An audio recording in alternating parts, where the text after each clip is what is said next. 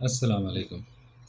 आज जो हमारा वीडियो है वो है कि हम अपने कंप्यूटर की परफॉर्मेंस को कैसे इम्प्रूव कर सकते हैं या ऐसे कौन से टास्क या सेटिंग्स हैं जिनको करके हम कंप्यूटर की रनिंग को स्मूथ और एफिशिएंट बना सकते हैं। सबसे पहला हमारा टास्क है वो ये है कि विंडोज़ अगर जब हम इंस्टॉल करते हैं तो विंडोज़ के इंस्टॉलेशन के दौरान हमारे पास एक ऑप्शन आता है कि आप जो है जिस ड्राइव में विंडोज़ इंस्टॉल करना चाहते हैं उस ड्राइव को फॉर्मेट करना चाहते हैं या नहीं करना चाहते। अक्सर दफ़ा हम ये करते हैं कि उस वक्त तो हम उस ड्राइव को फॉर्मेट नहीं करते, लेकिन बाद में हमें फॉर्मेट करने की ज़रूरत इसलिए पड़ती है क्योंकि अगर हम देख लें अपने एक्सप्लोरर पे चले जाएँ और यहाँ पे देख लें, अगर सी ड्राइव में एक फ़ोल्डर बना हुआ है विंडोज़ डॉट ओल्ड के नाम से। ये हमने क्या किया था कि हमने विंडोज़ तो इंस्टॉल कर लिया, लेकिन जो हमारा ड्राइव था उसको हमने फॉर्मेट नहीं किया। तो फॉर्मेट ना करने पे सिस्टम ने क्या कर दिया कि उस पुराना जो विंडोज़ था उसका एक अलग फ़ोल्डर बना के उसके सारे जितने भी उसके अंदर जितना भी मटेरियल था वो इस फ़ोल्डर में रख दिए। अब हम चाह रहे हैं कि ये फ़ोल्डर किसी न किसी तरह डिलीट हो, तो हम क्या करेंगे, हम सबसे पहले माई कंप्यूटर पे जाके सी ड्राइव के प्रॉपर्टीज़ में जाएंगे। प्रॉपर्टीज़ में जाने के बाद अब ये स्पेस देख लो, मेरे पास फ्री स्पेस इस वक्त है 24.5 GB। हम डिस्क क्लीनअप पे जाएंगे। अच्छा, इसमें यहाँ पे डिस्क क्लीनअप पे थोड़ा सा टाइम लेगा, वो डिपेंड करता है कि आपके कंप्यूटर कितना उसकी जो है मेमोरी कितनी है या उसका प्रोसेसर कितना तेज़ है। उसके बाद फिर हम क्लीनअप सिस्टम फाइल्स पे जाएंगे।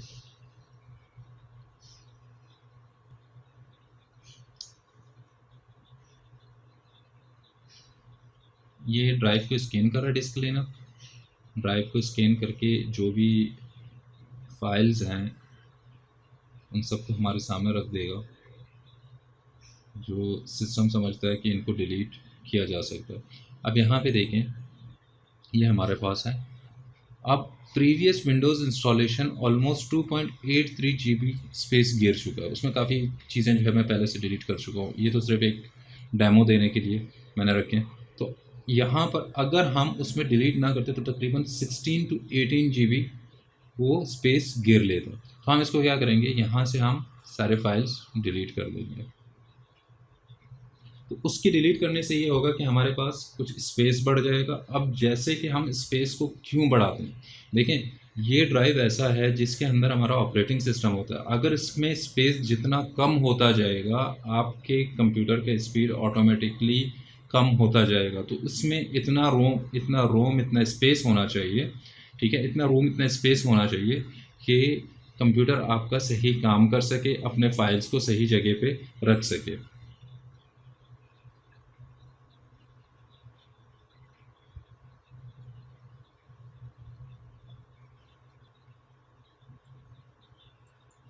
ये हमारे पास डिलीट हो गया, ठीक है। अब हम देखते हैं यहाँ से फ़ोल्डर गायब हो गया जो कि डिलीट हो गया। अगर इसको हम नॉर्मली डिलीट करना चाहें तो नॉर्मली डिलीट नहीं हो पाएगा, तो इसका सही तरीका डिलीट करने का यही है। चलें अब चलते हैं टास्क नंबर 2 पे। टास्क नंबर 2 क्या है, डेस्कटॉप के आइकन्स कैसे लाए जाते हैं। उसके लिए हम स्टार्ट बटन पे क्लिक करके सेटिंग्स पे चले जाते हैं। सेटिंग से पर्सनलाइजेशन और वहाँ से फिर थीम्स पे। अब थीम्स पे आके रिलेटेड सेटिंग्स के नीचे डेस्कटॉप आइकन सेटिंग्स, यहाँ आ जाते हैं। यहाँ पे आपके डेस्कटॉप आइकन्स की जो है सेटिंग्स की जाती है कि आपको डेस्कटॉप पे कौन कौन से आइकन्स चाहिए होते हैं। जैसे कि मैंने कहा, माई कंप्यूटर का आइकन चाहिए, रिसाइकल बिन का चाहिए, कंट्रोल पैनल का चाहिए और नेटवर्क का चाहिए। इनको अप्लाई करते हैं और अप्लाई करने के बाद जैसे आपने देखा कि ये लेफ़्ट हैंड साइड पे सारे आइकन्स आ गए, ठीक है। Task number 3, visual settings. Computer की विजुअल सेटिंग्स की सेटिंग करना, ठीक है। उसके लिए हम क्या करते हैं, माई कंप्यूटर पर राइट क्लिक करके प्रॉपर्टीज़ पे चले जाते हैं, ठीक है। फिर एडवांस सिस्टम सेटिंग्स पे जाते हैं।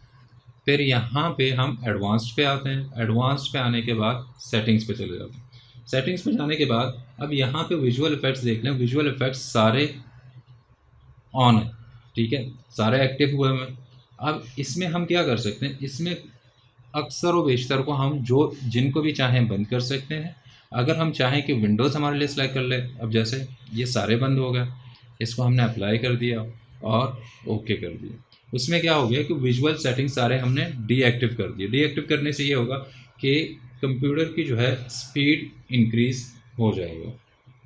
अच्छा, अब step number 4 installation of driver install करना। ठीक है, जैसे पहले के जो विंडोज़ होते थे उसमें एक एक ड्राइवर खुद इंस्टॉल करना पड़ता था, लेकिन अब जो विंडोज़ 7 और 8 और इसके बाद विंडोज़ 10 जो आए हैं, इसमें ये होता है कि जब हम विंडोज़ इंस्टॉल करते हैं तो ऑटोमेटिकली विंडोज़ का ड्राइवर विंडोज़ खुद उठा लेता है। ठीक है, या तो इंटरनेट से कनेक्टिविटी होगी तो वहाँ से उठा लेगा, या तो अगर विंडोज़ के अंदर पहले से ड्राइवर्स पड़े हुए हैं तो वहाँ से इंस्टॉल कर लेगा। लेकिन अगर किसी हार्डवेयर का ड्राइवर नहीं उठाया तो उसके लिए हम क्या करेंगे, उसके लिए हम माई कंप्यूटर पर राइट क्लिक करके प्रॉपर्टीज़ पे जाएंगे। प्रॉपर्टीज़ पे जाने के बाद डिवाइस मैनेजर, और डिवाइस मैनेजर पे आने के बाद यहाँ पे हम चेक करेंगे कोई ऐसा हार्डवेयर तो है ही नहीं, जहाँ पे ऐसा हार्डवेयर है या नहीं जिसका ड्राइवर इंस्टॉल ना हुआ हो। लेकिन यहाँ पे जैसा देख रहे हैं कि सब चीज़ें सेट है। ठीक है, अगर किसी का ड्राइवर इंस्टॉल हुआ नहीं होगा तो वहाँ पे उस ड्राइवर के सामने एक क्वेश्चन मार्क का, येलो क्वेश्चन मार्क का साइन लगा हुआ होगा। नेक्स्ट जो स्टेप हमने परफॉर्म करना है वो ये है ऑटो अपडेट की कॉन्फ़िगरेशन करना, यानी कि विंडोज़ की हमारे पास ऑटो अपडेट ऑन है या ऑफ है, और विंडोज़ को हमने हमेशा अपडेट रखे रहना है, और विंडोज़ के जो भी सॉफ्टवेयर्स हैं या हमारा जो एंटीवायरसेस हैं, ठीक है, उनको हमने अपडेट करके रखना है। तो उसके लिए हमने क्या करना है कि सेटिंग्स में जाएंगे।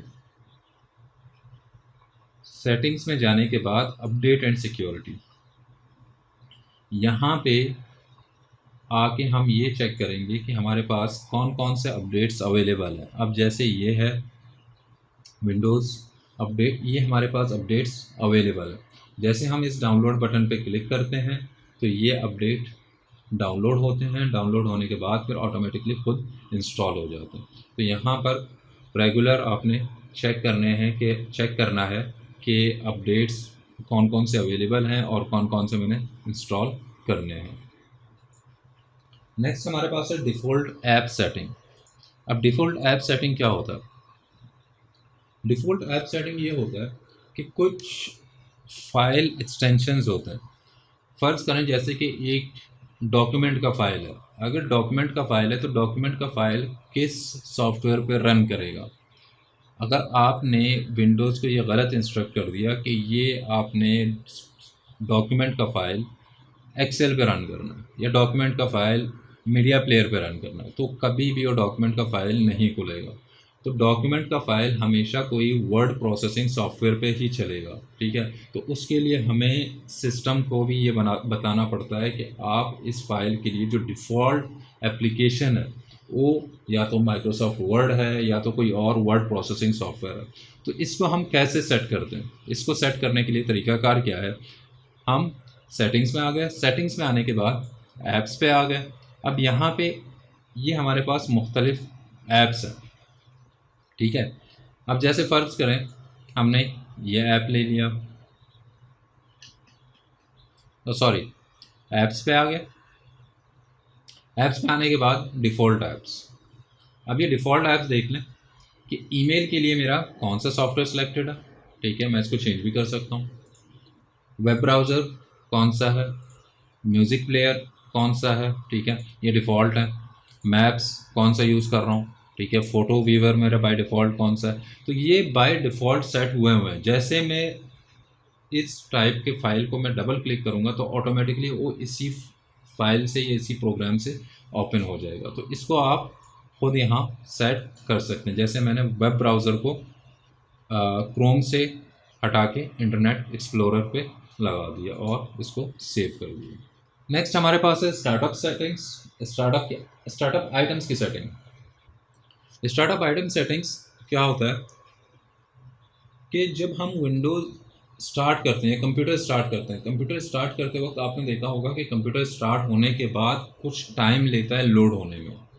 ठीक है, जब तक सारी चीज़ें जो है ऑन हो जाएं और आप उस पर काम कर सकें। तो बैकएंड पे क्या होता है, बैकएंड पे कुछ एप्लीकेशंस उस वक्त भी काम कर रहे होते हैं। तो हम जाके देखते हैं वो एप्लीकेशन कौन से हैं और वो ऑटोमेटिकली रन करते हैं तो क्यों करते हैं। अब उनके सेटिंग करने के लिए हम क्या करते हैं, कंट्रोल अल्टर डिलीट करके टास्क मैनेजर पे जाके स्टार्टअप। अब ये हमारे वो सॉफ्टवेयर हैं, ठीक है, ये वो एप्लीकेशंस हैं जो कि ऑटोमेटिकली रन करते हैं। अब फ़र्ज़ करें यहाँ पे माइक्रोसॉफ्ट वन ड्राइव है, मुझे उसकी ज़रूरत नहीं है, तो मैं क्या कर देता हूँ कि इसको स्टार्टअप से डिसेबल कर देता हूँ। तो डिसेबल करने से क्या होगा कि अगली दफ़ा जब मैं विंडोज़ ऑन करूँगा, ये कंप्यूटर ऑन करूँगा, तो उस वक्त ये सॉफ्टवेयर बैकएंड पर रन नहीं करेगा जब तक मैं इसे खुद नहीं चलाऊँगा। नेक्स्ट हमारे पास एक टास्क जो है वो है ड्राइव्स की डिफ्रेगमेंटेशन। ड्राइव्स की डिफ्रेगमेंटेशन क्या है, फर्स्ट करें ये हमारे पास सी ड्राइव है, इसके हम प्रॉपर्टीज़ पे चले जाते हैं और टूल्स पे आते हैं। यहाँ पे एक ऑप्शन है ऑप्टिमाइज एंड डिफ्रैगमेंट ड्राइव।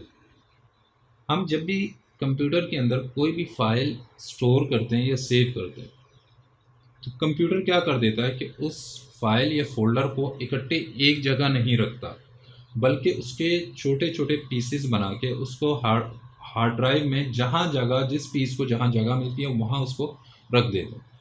तो उसको एक जगह लाने के लिए हम क्या कर देते हैं कि वक्तन फ़वक्तन हम अपने ड्राइव को डिफ्रेगमेंट करते रहते हैं। तो डिफ्रेगमेंटेशन के फ़ायदे क्या हैं? डिफ्रेगमेंटेशन के फ़ायदे ये हैं कि आपके कंप्यूटर या आपका हार्डवेयर जो है, आपका जो कंप्यूटर है, अगर उसने कोई फ़ाइल उठाना है तो उसको आसानी से उठा लेता है, उसमें कम स्पीड या कम मेहनत रिक्वायर्ड होती है। चलें चेक करते हैं कि डिफ्रेगमेंट ड्राइव क्या है। अब फॉर एग्जांपल ये सी ड्राइव है, ई ड्राइव है, अगर हम चाहते हैं कि इन्हें एनालाइज करें, ऑप्टिमाइज़ करें, ठीक है, तो यहाँ पे हम इनको एनालाइज और ऑप्टिमाइजेशन कर सकते हैं। पहले एनालाइज करते हैं, ठीक है। अब उन्होंने फाइल को रिलोकेट करना शुरू कर दिया, यानी कि उसकी डिफ्रेगमेंटेशन शुरू कर दी है। यहाँ इस काम में टाइम थोड़ा सा कुछ लग जाता है, depend on the size of your drive. जितना ड्राइव बड़ा होगा उतना ज़्यादा टाइम लेगा, ठीक है। तो इसको जो है आप हफ्ते में एक दफ़ा, महीने में एक दफ़ा कर लें, या तो विंडोज़ बेसिकली तो इसको, अब हमारे पास जैसे यहाँ लिखा हुआ आ रहा है drives are being optimised automatically, automatic optimisation लगी हुई है, यानी कि हर हफ्ते जो है ऑप्टिमाइज हो जाते हैं, तो हमें ये करने की ज़रूरत नहीं पड़ती। लेकिन अगर आप कोई old version of Windows use कर रहे हैं, फॉर एग्जांपल विंडोज़ 10 से पहले विंडोज़ 8 या विंडोज़ 7 यूज़ कर रहे हैं, तो उसमें आप चेक कर लीजिएगा। अगर या तो ये डिसेबल हुआ हुआ ऑप्शन डिसेबल हुआ है तो आप उसको चेक कर लीजिएगा और अपने जो है ड्राइव्स को ऑप्टिमाइज़ कर लिया करें। अच्छा, ये हो गए हमारे सारे टास्क हो गए। अब जब हम विंडोज़ इंस्टॉल कर लेते हैं, जाहिर सी बात है विंडोज़ इंस्टॉलेशन के बाद हमारे पास विंडोज़ इंस्टॉलेशन के बाद कुछ एप्लीकेशन सॉफ्टवेयर हमने इंस्टॉल करने होते हैं जिनकी हमें ज़रूरत पड़ती है। फॉर एग्ज़ाम्पल कोई अगर वीडियो एडिट कर रहा है तो वीडियो एडिटिंग सॉफ्टवेयर, कोई अगर कोई वीडियो देख रहा है तो video weaving software, photo weaving software, जिस तरह का सॉफ्टवेयर उसे चाहिए होता है तो उसे इंस्टॉल कर लेते हैं। तो ये आखिरी काम होता है जो हम कर लेते हैं ताकि हमें आगे मज़ीद काम करने में आसानी हो। तो आज के लिए इतना ही, इंशाल्लाह फिर मुलाकात होगी अगले वीडियो में। तो अगर आपको ये वीडियो पसंद आए तो काइंडली इसको लाइक करें, चैनल को सब्सक्राइब करें और बेल आइकन को क्लिक कीजिए ताकि आपको अपडेट्स मिलते रहें। Thank you.